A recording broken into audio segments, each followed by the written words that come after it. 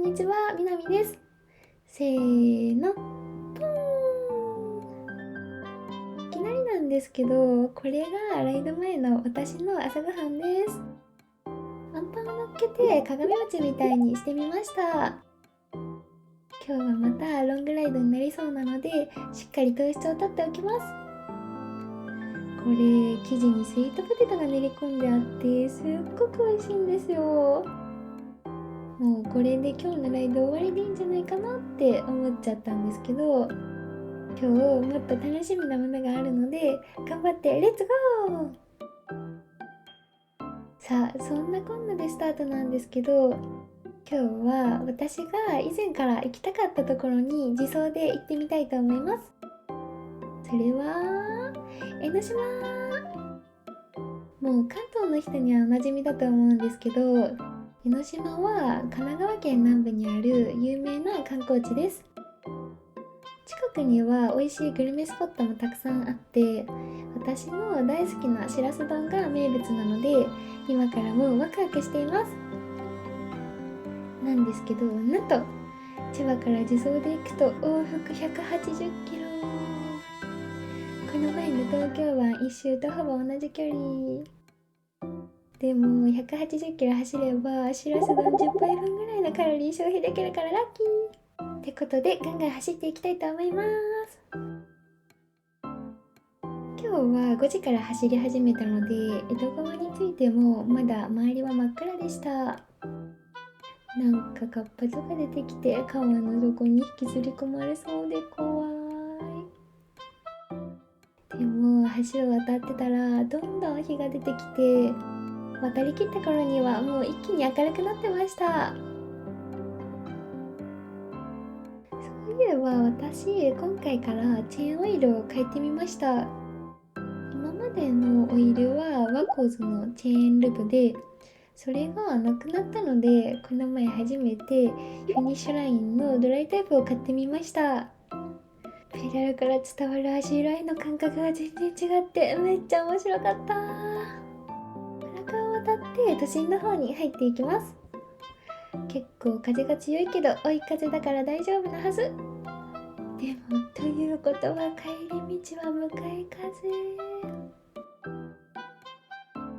横浜まではこの前の東京湾一周と同じ道を進んでいくので、迷わず快適に走れました。日本橋を通過。やっぱりこの辺りの道路の綺麗さは他と比べて段違いだと思います。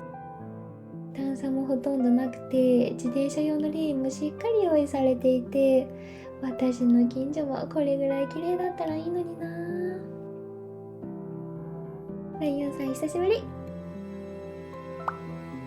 品川に到着しました。品川駅は2045年に最高時速500キロで走るリニア中央新幹線が開通して、大阪まで1時間7分で行けるそうです。もし連行できるとしたら、六甲山でヒルクライムして、お好み焼き食べて、たこ焼き食べて、肉水食べて、日帰りで帰ってこれる。私は江ノ島へ for you。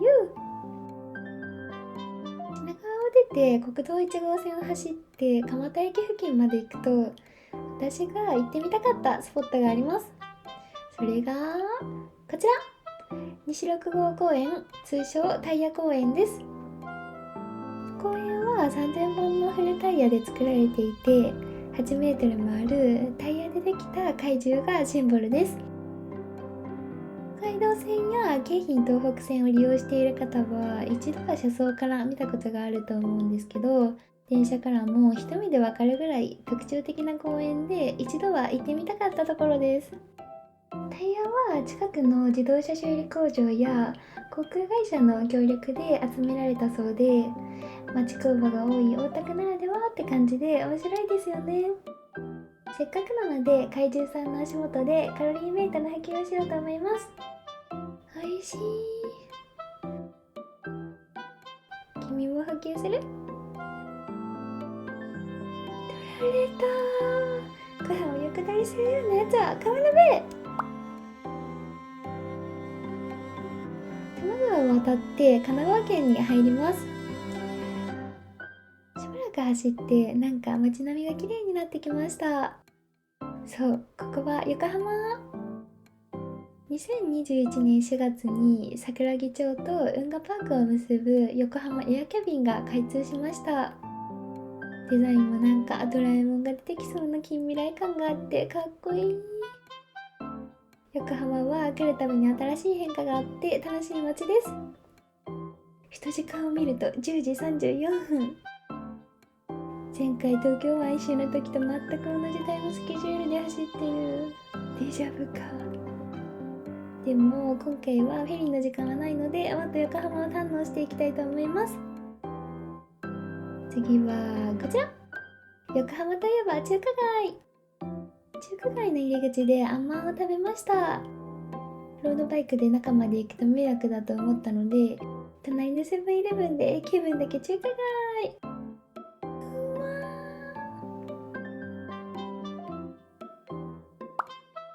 横浜から鎌倉までは30キロぐらいあって、県道21号線を走っていきます。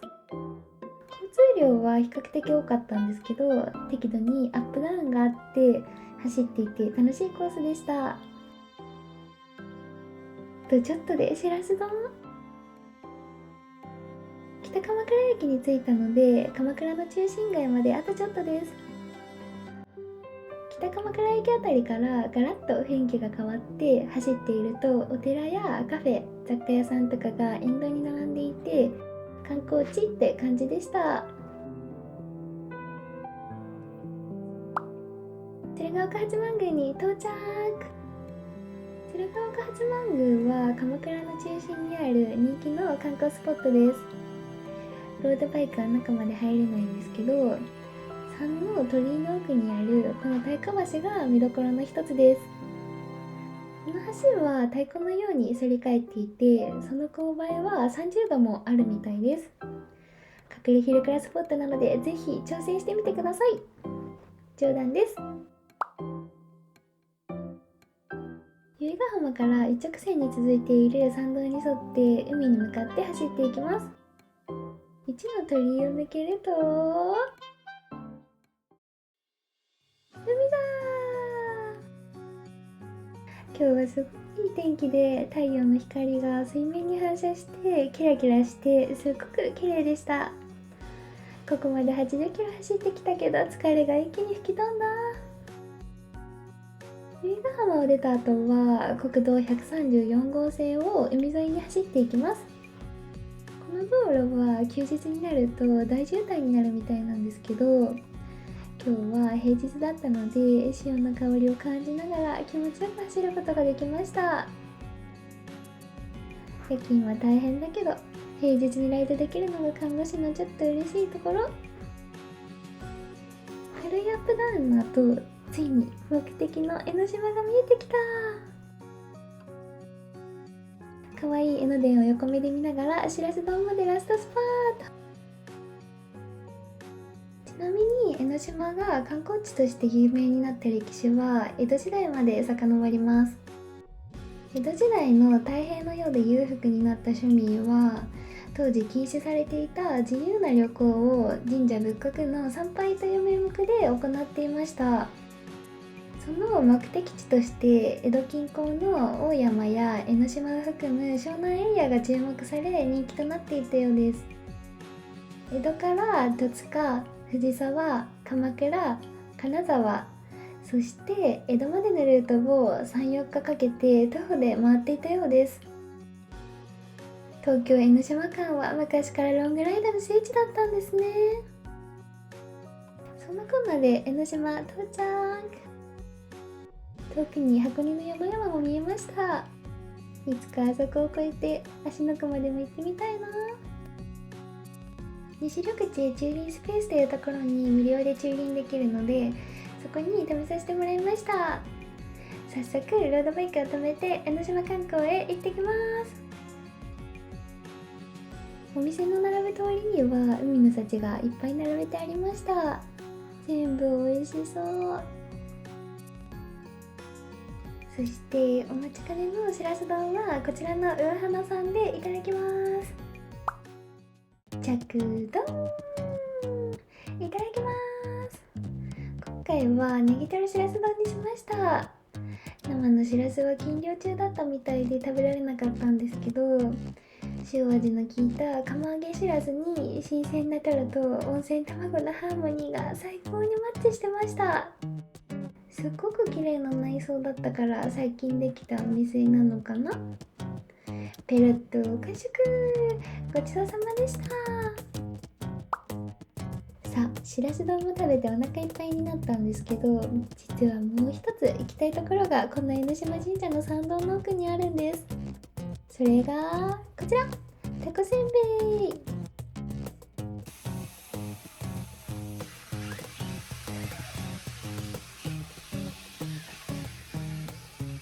出来上がりました。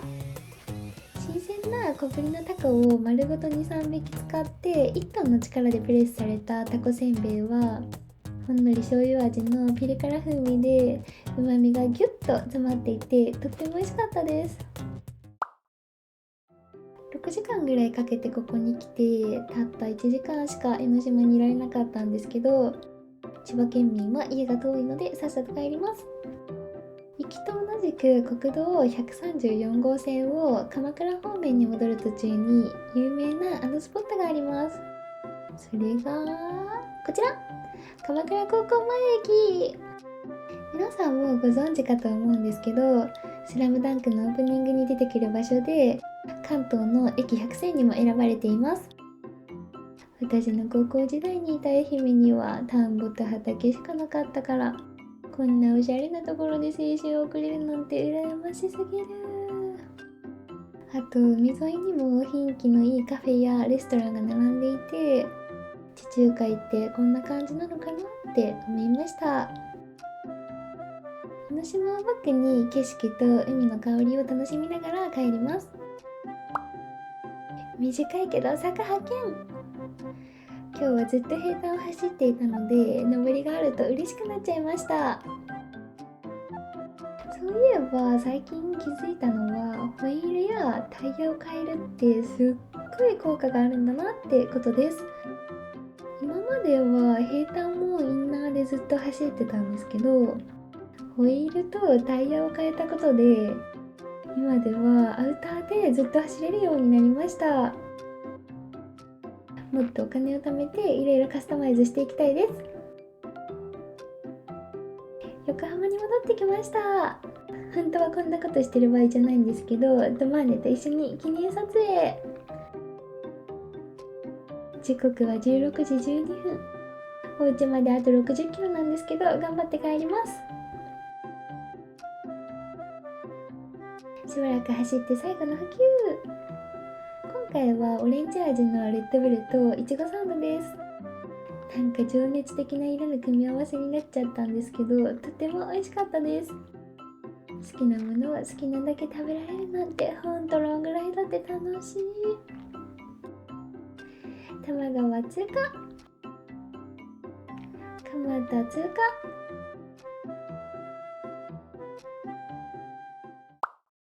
銀座に到着。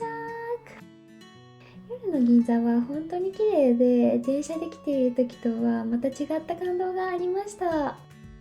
まあ銀座で買い物したことなんてないんですけど、銀座のネオンを見てたら丸の内にすごい綺麗なイルミネーションをやってるのを思い出したので、ちょっと寄り道していこうと思いました。